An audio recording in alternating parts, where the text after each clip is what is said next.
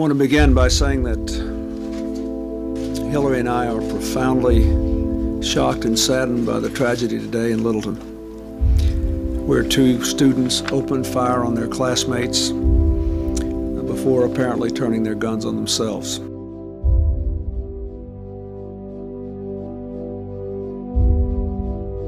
Our nation is shocked and saddened by the news of the shootings at Virginia Tech today. The exact toll has not yet been confirmed, but it appears that more than 30 people were killed and many more were wounded. Schools should be places of safety and sanctuary and learning. When that sanctuary is violated, the impact is felt in every American classroom and every American community.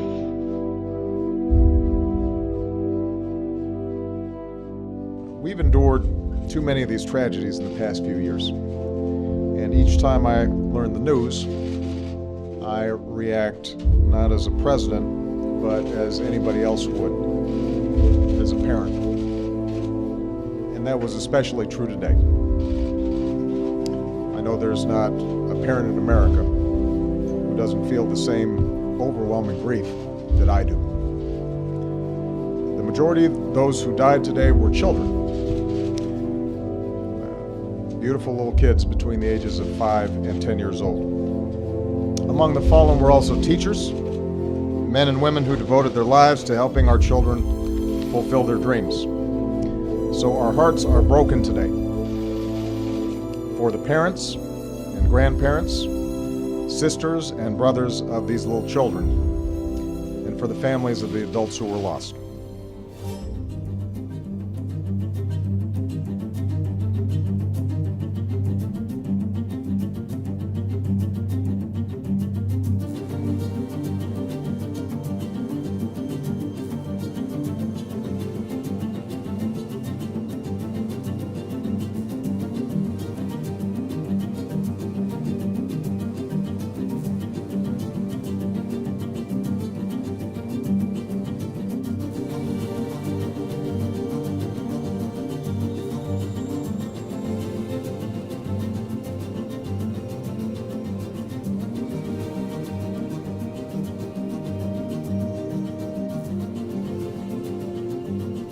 I am Porter County Sheriff David Reynolds.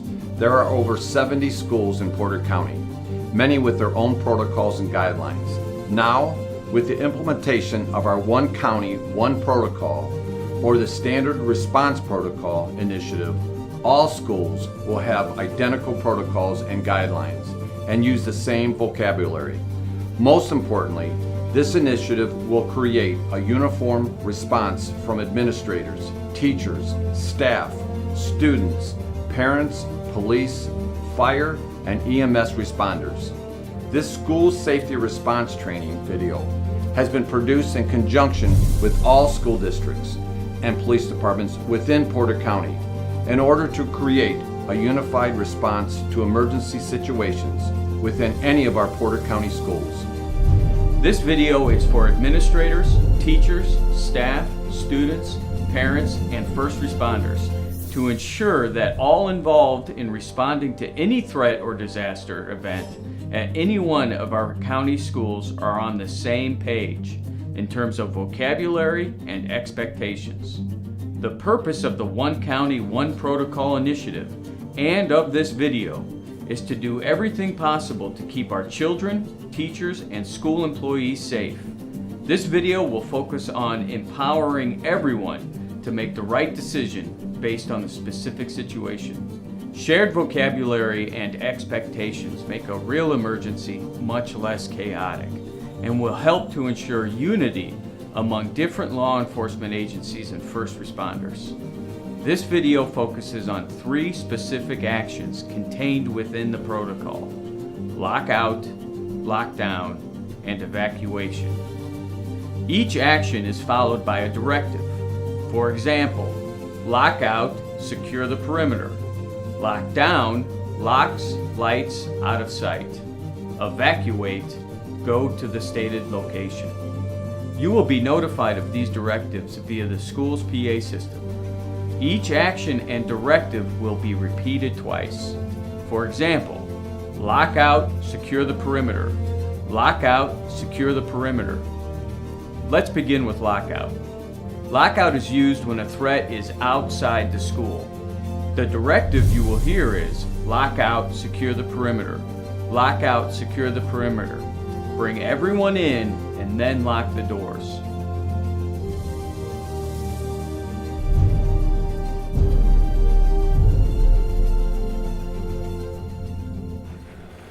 Lockout? Yes, thank you.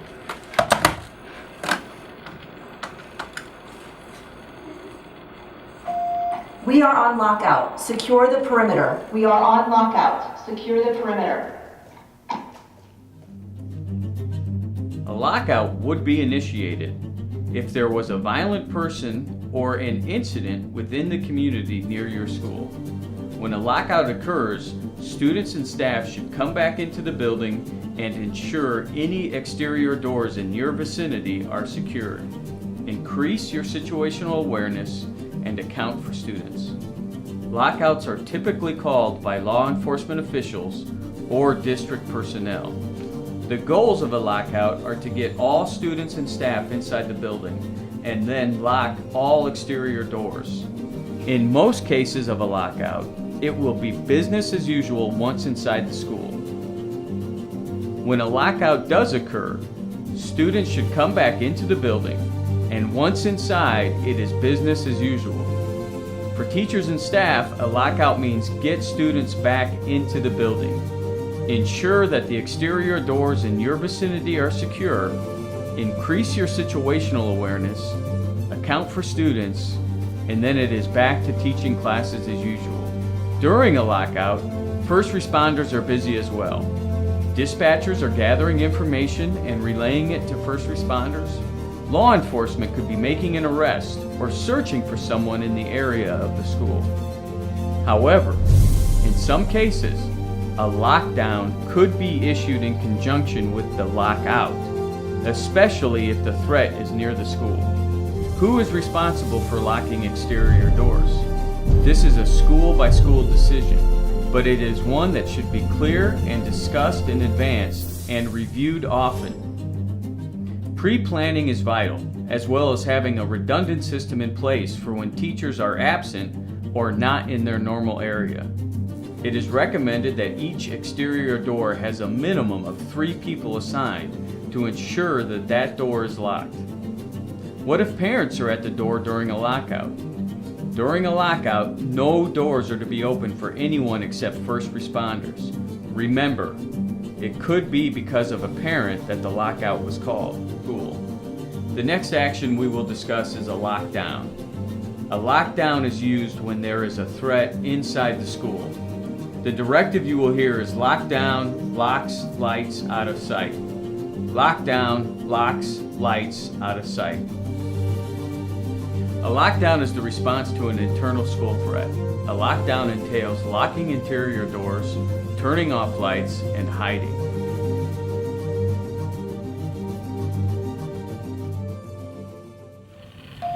What page is Please that? excuse the interruption.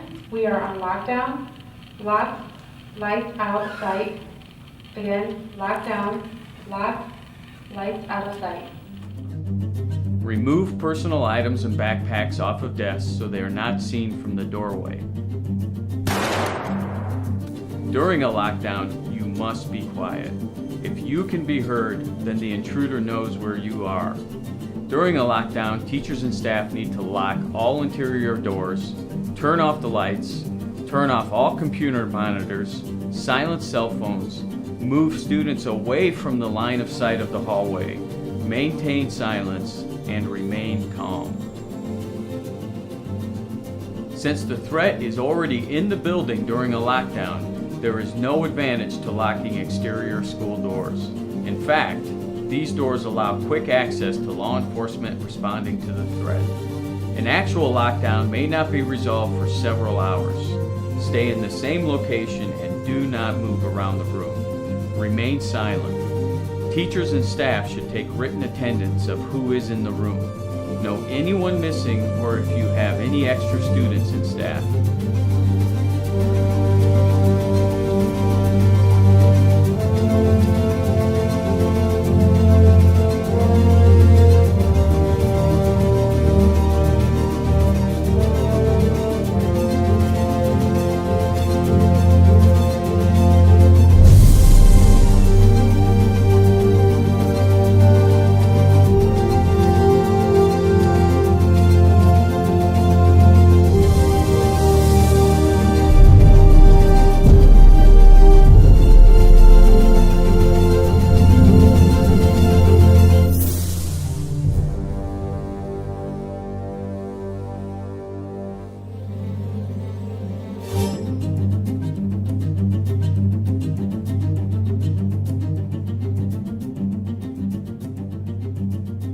During the initial moments of a school violence situation, the official call for a lockdown may not have occurred. And teachers, administrators, staff, and students must be ready to react to the situation in the best manner that assures your safety and survival. If there is no PA announcement, students, teachers, and staff need to assess their personal safety. This is a situation which may call for run, hide, defend. Run to avoid detection. Hide. Do not remain in a common area where your safety is at risk. Once you've found a room to hide in, you must do everything possible to deny entry. Defend as a last resort. You and others may have to defend yourselves by attacking the assailant. Teachers and staff will want to activate School Guard, which not only alerts local law enforcement departments, but also individual law enforcement agents, those both on and off duty. Activating School Guard also notifies 911 dispatchers. Remember, you have to decide on the action that is best for your safety in the situation. In a run, hide, defend situation, the best course of action may be evacuation. Evacuation means exiting the school and leaving the campus. If you are in a hallway, common area, or near an exterior door, evacuation may be your best choice. Once you are in a safe location, you should immediately check in with your parents and school district to let them know you are safe. If you do not know where the threat is, and you are behind a locked door, stay there. If the door isn't locked, lock it and hide. Remember, locks, lights, out of sight. Is it okay for students to send text messages? Yes, but only to your parents or police. You need to silence your ringtone and do not send any messages to someone else in the building. This could be detected and draw unwanted attention. Is it okay to use the internet? No. This causes usage of bandwidth and can hinder communication and internet access for first responders. When should you open your classroom door? Once the door is closed and locked, it should remain closed and locked until law enforcement enter and provide instructions. Should classroom windows be covered? No. Covering the windows announces that there is someone inside and hiding. Covering windows also prohibits officers from assessing the situation in each room. Should you call 911? Yes, but only if you have important information, such as a description of the intruder or what the intruder is wearing. Too many calls to 911 will overload the system and could confuse first responders.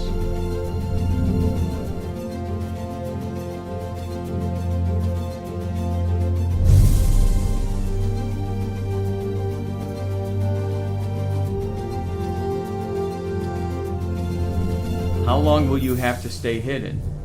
The event could take hours. Your safety is the first responders' main priority. First responders have to be confident that once an evacuation begins, you will not be put in harm's way. Some circumstances may call for you to defend yourself. Each situation is different, and each person, whether a teacher, staff, or student, must make the decision for yourself. It is your choice. If the time comes where you feel there is no option but to defend yourself and those with you, you must step up and commit without hesitation. The American law enforcement response to these type of emergencies is the best in the world. The average response time from notification to the first officer on the scene is 3 minutes. A lockdown is a great response to these type of situations, but it is not a guarantee of survival.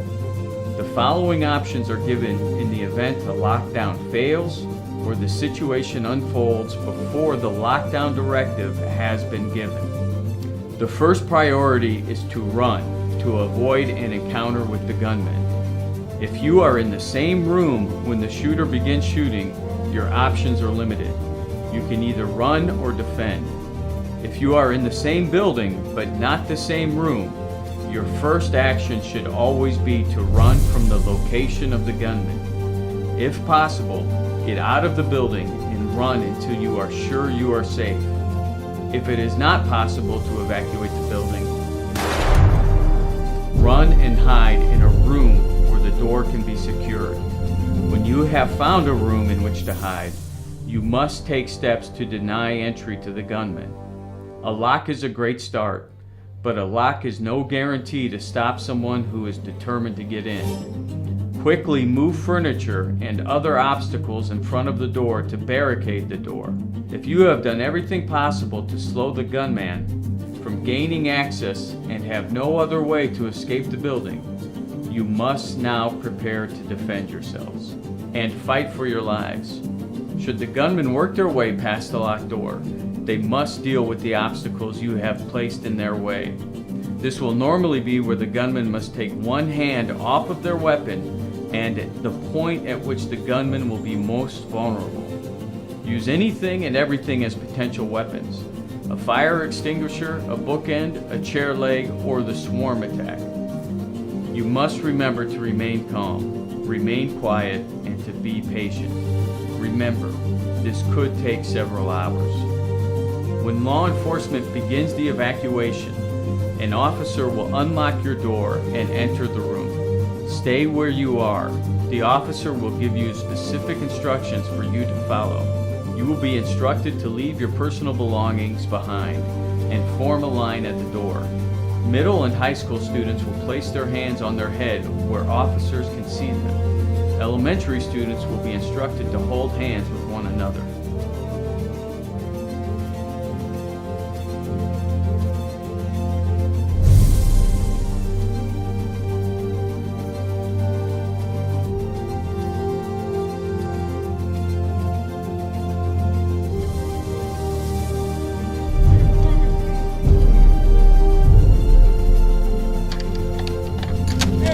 Sheriff's Department, show me your hands! Show me your hands! Good!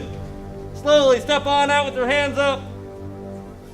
Good job, guys, good job. Put your hands on top of your heads. In a single file line, walk to that officer one at a time, one at a time. Hey, turn around, sir. Feel good, no problem. All right after this officer here. Follow the directions of the officers guiding you. Walk, do not run, and do not talk. Watch the pace of your line. Be aware of corners and stairs. Don't stop until you reach the location to which you are being directed.